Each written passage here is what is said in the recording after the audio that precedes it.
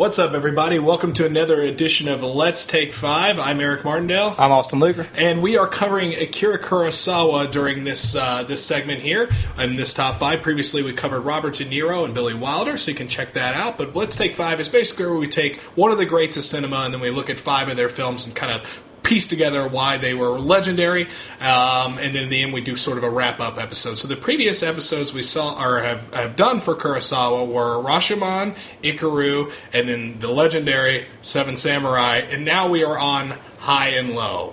High and Low is a thriller that he did. It's a lot different than a lot of his other films, mainly because it's contemporary, but it definitely pushed the envelope as far as thrillers are concerned, particularly thrillers during this period. Also, what was your take watching it this time? I really enjoyed it. I saw this a long time ago while I was in high school, and I was thrown off about... It was my first modern Kurosawa. It was before I saw Ikiru. And I was just really impressed by the detail that went into it, and that is the kind of the overwhelming takeaway I have is just really respecting the craft of there's this kidnapping and we're going to show you every single step. It's a long movie, but there's weirdly not a scene you can cut because every single step leads to the next step. Yeah, right after watching this film again, you had texted me about it because I love High and Low. I think it's a great film, and when this podcast, when we laid out the 5 films we were going to do, I actually said that Ron was my least favorite of the Kurosawa films, which is your favorite. Maybe it's Ikiru at the moment. Yeah, I don't know. We'll see. We'll figure that out in the wrap-up episode. But High and Low is kind of different because it's not a film that really comes up often in his filmography. But you mentioned the attention to detail thing. And you texted me and you said, this movie it feels like it is too long, but there's not a scene that I think you could cut from the film.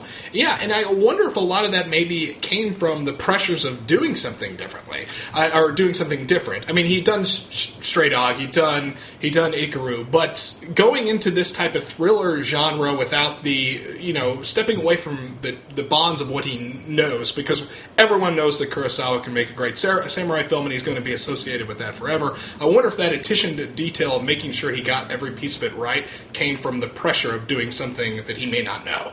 Well, what's interesting about Akira Kurosawa is that we know he has, 2 major influences just from the films he's choosing. He made 3 Shakespeare films, and he's made 2 films that I know of that are American mystery novels. Yeah. Yojimbo is unofficially based off Dashiell Hammett's Red Harvest, and this one is officially adapted from Ed McBain's King's Ransom. Yes. And I've actually never read an Ed McBain book, but he's famous for his 87th Precinct series, which are kind of the staple of police procedurals. And this is another American crime novel, and this is one of the best police procedural movies because you see... There's no shortcutting about anything. No, and that's kind of that's what I kind of find so cool about. You mentioned police procedural or procedural, and that is what the movie comes off as. But it's also a psycho procedural.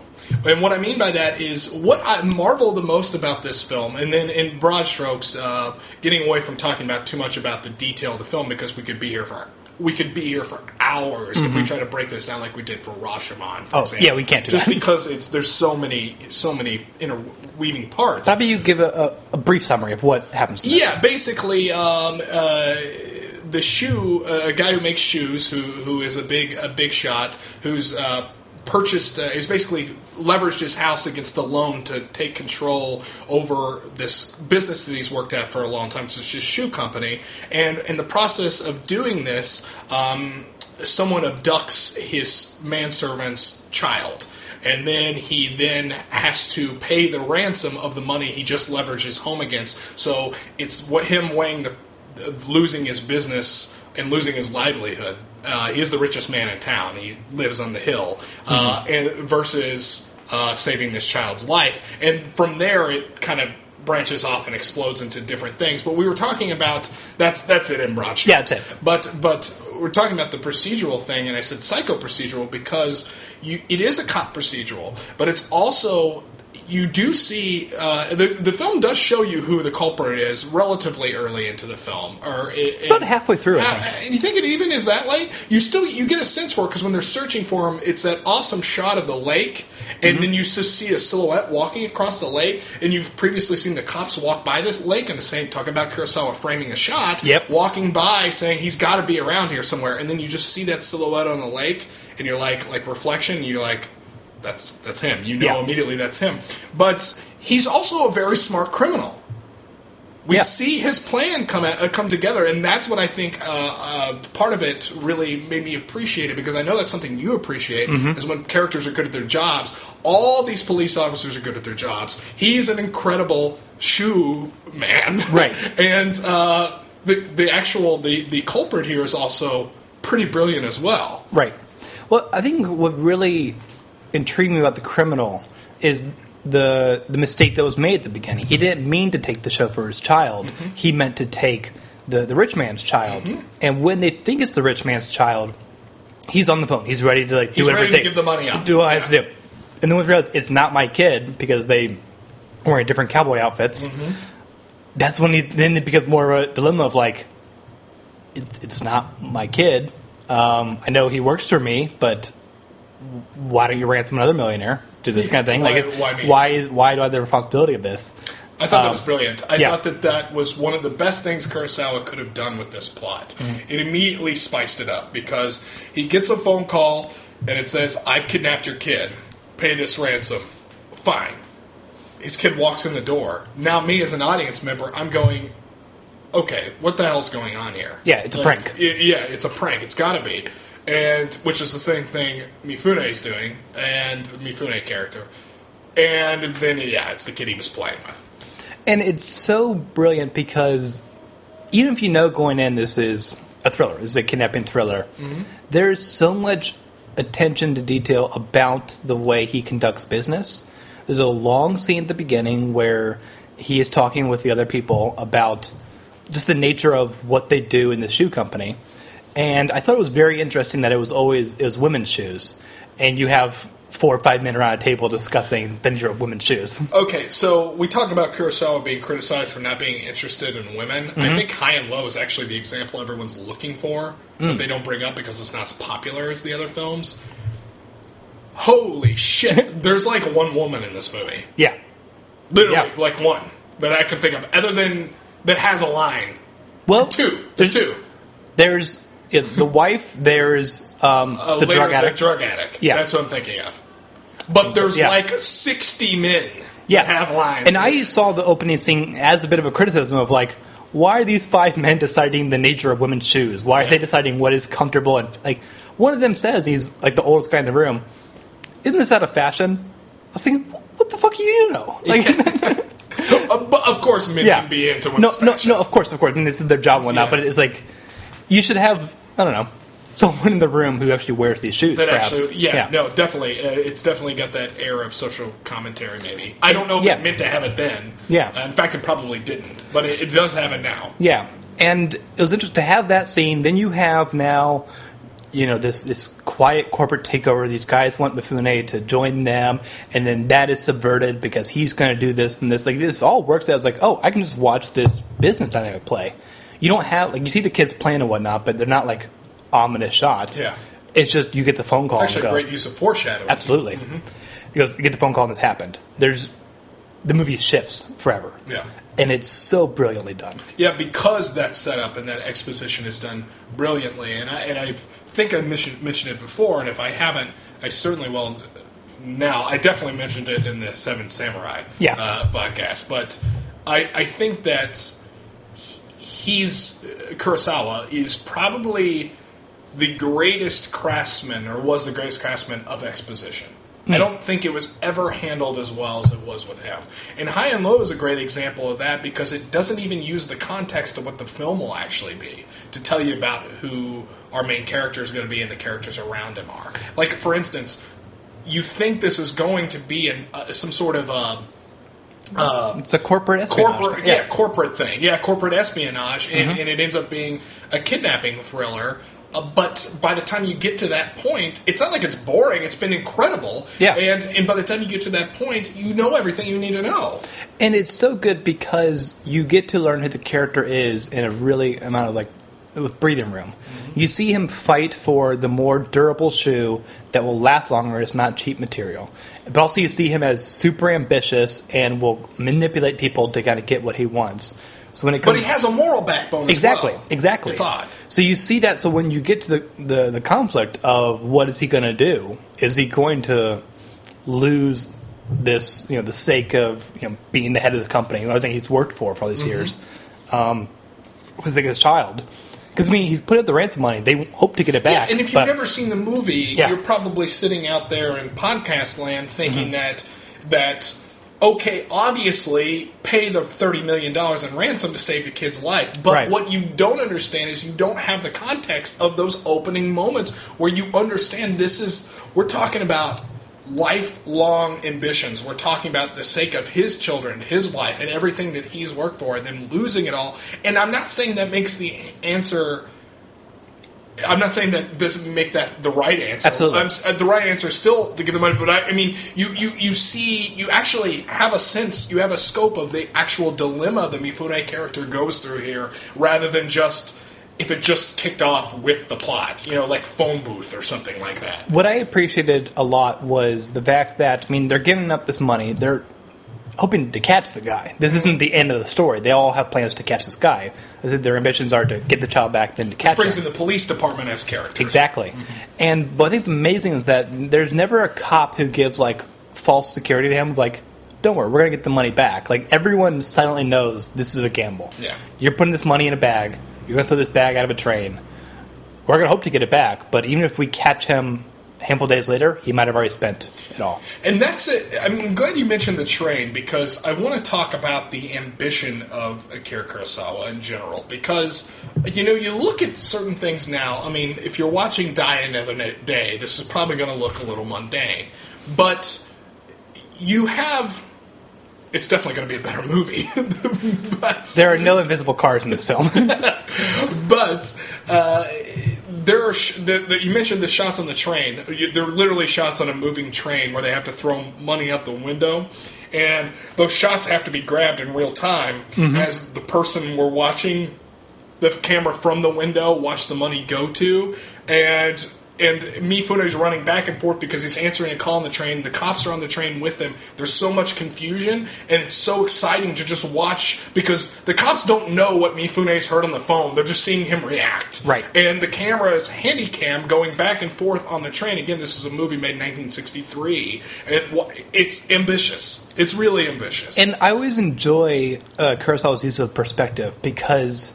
We're with Mifune. He's frantic. He wants to get this done. He wants to get it done right because he wants the kid to be safe.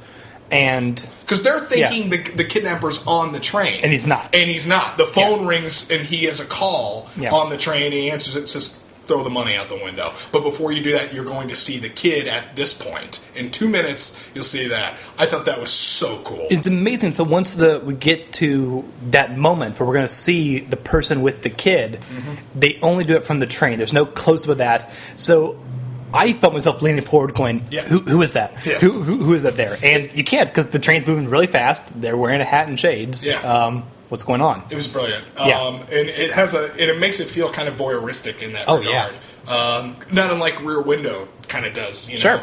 Or Peeping Tom by Michael Powell. Yes, exactly. And you're always, it being from that perspective, you lean forward a little more. You have more of a... It ends up creating more of an empathy for the plight that the Mifune character is actually in, having to do this.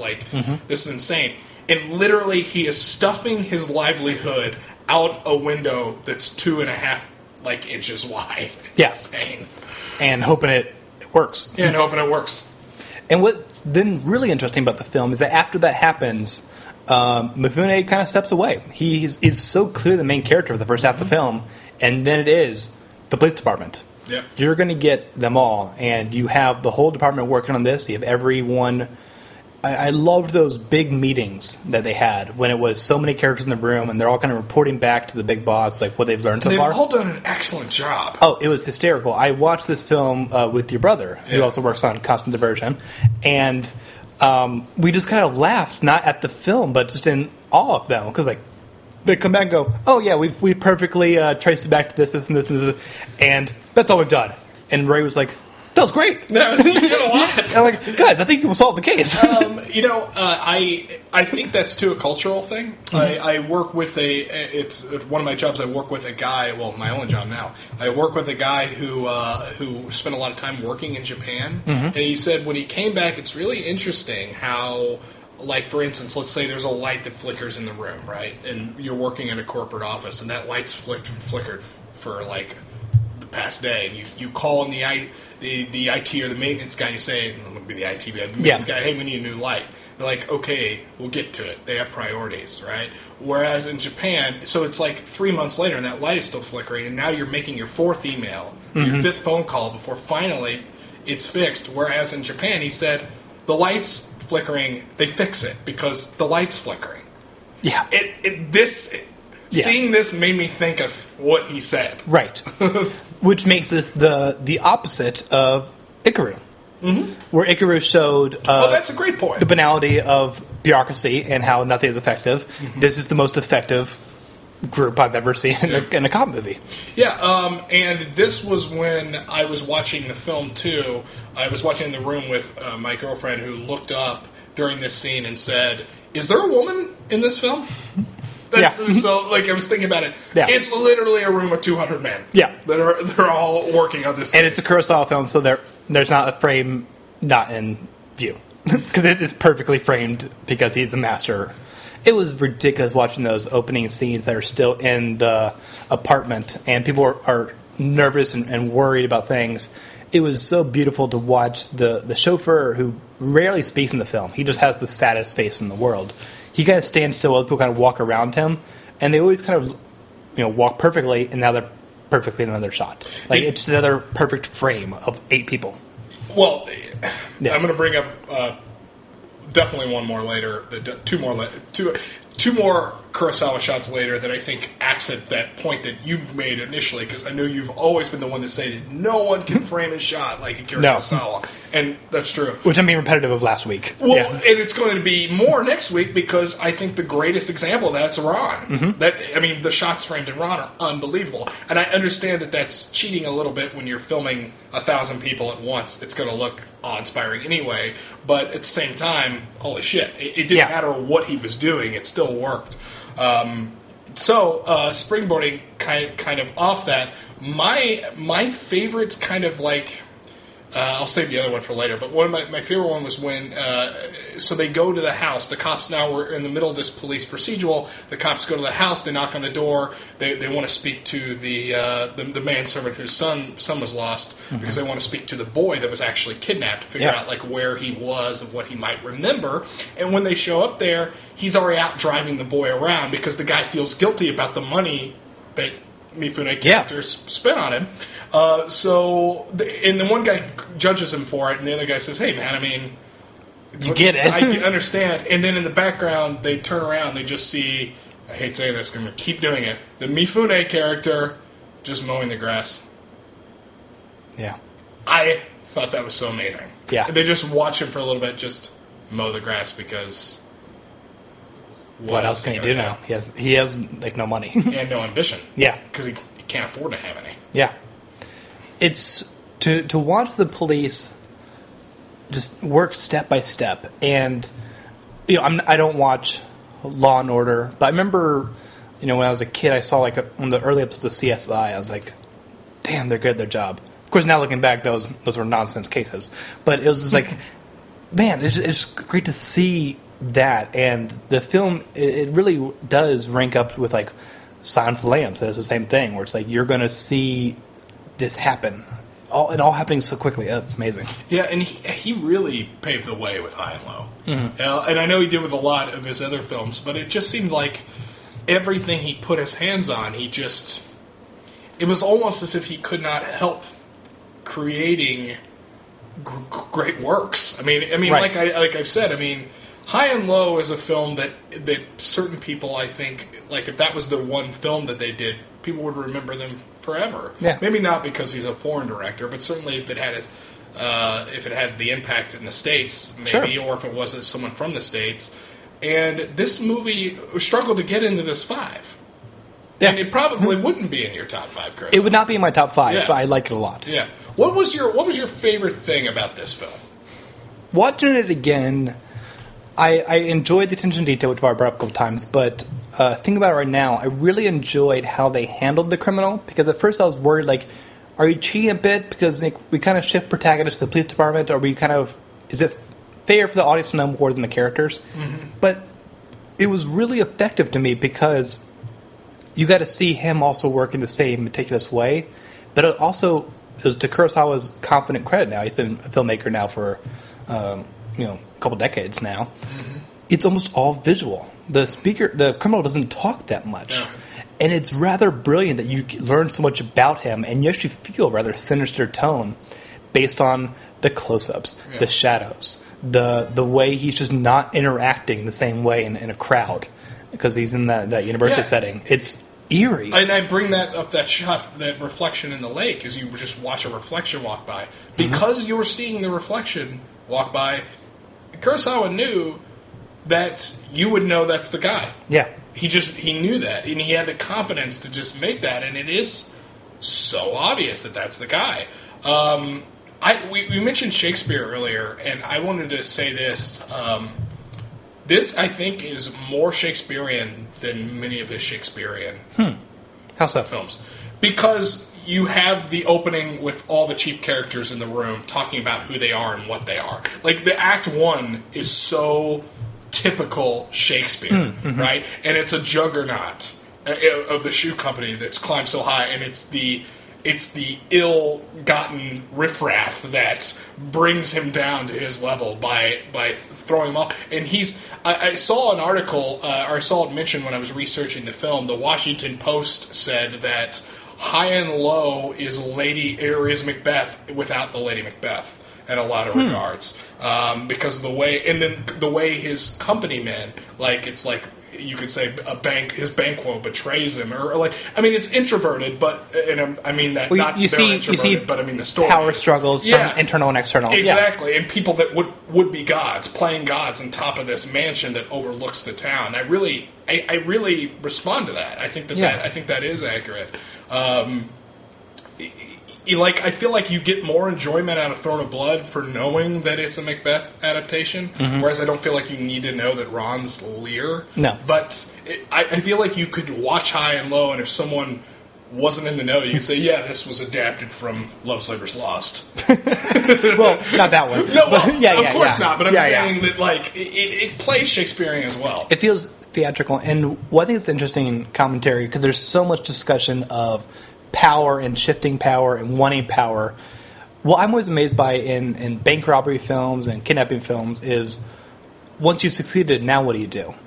I watched Dog Day Afternoon. I'm like, what's your game plan past this helicopter ride? Yeah. With High and Low, he gets the money, but he knows they know the serial numbers. Yeah. He knows that they're professionals. So trying to figure out, how do I spend this money? It's like, I've won. And we don't get to see Mifune become the leader of the company. No. But it's the same thing of, like, more people are interested in the pursuit than the victory. Yeah, we end, actually, on this film very somber. It's very somber ending. Yeah. Spoilers are off on this podcast. Yeah. As we always do. Yeah, but just forewarning. So at the very end, the guy does get caught. He has killed people to this point, which brings up my second favorite shot, which I'll get to after this. But in the ending of the film, he is on death row. He's about to die. And he gets an interview with the Mifune character. They get to meet face-to-face for the first time. And it's so empty. Like, I don't feel like anyone got what they wanted out of that. And it really, what the movie is, what you kind of gather from it is it's a struggle, bourgeoisie versus proletariat type of struggle, and the rich man, the poor man, and trying to bring him down to our level. Right. Not unlike, kind of comic booky, I think. A little bit. A little bit, but at the very end, the question, they, instead of hiding from the question of why, they sort of emphasize that there is no good answer. And they're both there, and you do find out that Mifune, no, he didn't get most of his money back, and the money he got back too late. Yeah. And he now does run a shoe company, but he's not the juggernaut that he used to be. Yeah. And the other guy's getting put to death. So I thought it was so interesting, and this played out through the entire film, of you watch the police officers talk amongst themselves about what they can do to punish this man. There's never discussions about corruption. There's no corruption in this film in the police department. But no, there's not. They're really saying, like, if we catch him right now, we only have the evidence to get him for kidnapping. This means this many years. Yeah. But if we are able to get the evidence for this, then that will also be an assault, and this will be this many years. And there's a big debate that it's not really, I think, extortion, because the kid that is kidnapped is not a member of the family. Right. Discuss this aloud. Yeah. And what's really interesting, and it was a little bit off in today's society, is the cops really want to help the millionaire out. It couldn't help but think of, like, they all are, like, almost in tears of, like, we got to do everything we can for this guy. Yeah, and I can see that as a criticism of the film, but at the same time, we had so much exposition at the beginning about who this person actually is that it never comes off. We don't mind it, because they end up using that to catch the killer. Because the press ends up running stories about, hero Mifune, in parentheses, even though that's not his name. Yeah. Kingo, or I'm terrible at names. It's like Kingo, I think is his name. Whatever. Yes, you're right. Yeah, I think his name's Kingo. Anyway, regardless, I don't know why that came to me, because I think it's the same name as the kid from Harry Carey. It's one of the few names they keep saying, actually, a lot in the film. Anyway, so they run stories, and the press runs stories about how, wow, look at this amazing thing that he did. And because he starts coming off as a hero, this sort of draws out the killer. And then my favorite shot, I love the shot of in the city when they're looking for him, they're on the trail of the killer, they go into a cafe. You definitely see the American influence from an American, because this is occupied Japan at the time. This is 1963. I mean, we still occupy Japan, actually, technically. So you see, like, American sailors in there. But it is so Americanized, and I know that this is something that Kurosawa is going to get criticized for, almost sleeves rolled up completely here in just a few years from High and Low, is where really they started to come down on him about being too westernized. But that's a great scene. Oh, it's amazing. I mean, it's a great scene. It's a hunt. It's basically, in some ways, the scene from, and this is weird because I don't like Michael Mann, and here I go, but the scene in Collateral when they go through the club, it's a really cool scene. That's this in 1963 Japan, kind of. It's funny you talk about the Western influence. This film was in talks to be remade a handful of years ago by Martin Scorsese with the David Mamet script. Oh, that would have been the best movie ever. Yeah, I know. Like, I heard that announcement, I'm like, oh, and it never happened, and it bummed me out. Oh, that's a shame. High and Low is a film that you could definitely remake today. It would have an audience. Oh, sure. Like certain films, like, Seven Samurai, which is even if it's not your favorite Kurosawa film, that's still the one that you go history goes with as being his best film. I feel like that's still remade within context, which is what they continually have done with the film, like with Magnificent Seven or whatever. You don't need to change anything about High and Low. And to close out our discussion, we have seen Toshiro Mifune in two previous films, Rashomon and Seven Samurai. And in both those films, he is a loose cannon. He is jumping up and down and screaming. And this film, I believe, 10 years after Seven Samurai? Yeah. Totally different performance. 9 years. But 9 years, yeah. Whatever. It's he so... has completely different in Redbeard, which came later as well. Of course. And also, we'll talk about it more in the wrap-up, but you and I saw Yojimbo in theaters not too long ago. Talk a little bit about how different Mifune is as an older actor. I'm going to go into in limited detail because probably sooner than what would normally be if I wasn't a fanboy. Mifune is someone I want to do on the podcast. Okay. So that'll be maybe tricky, but yeah, whatever. It's going to be a while. Sure. But he is my favorite foreign actor ever. Okay. And this is coming from someone that criticized his performance so much in Rashomon because I think he's out of control in that film, and I still stand by that. Mm-hmm. Mifune, it's hard for people to really understand how influential he was in Japan unless you've known and you've researched it a little bit.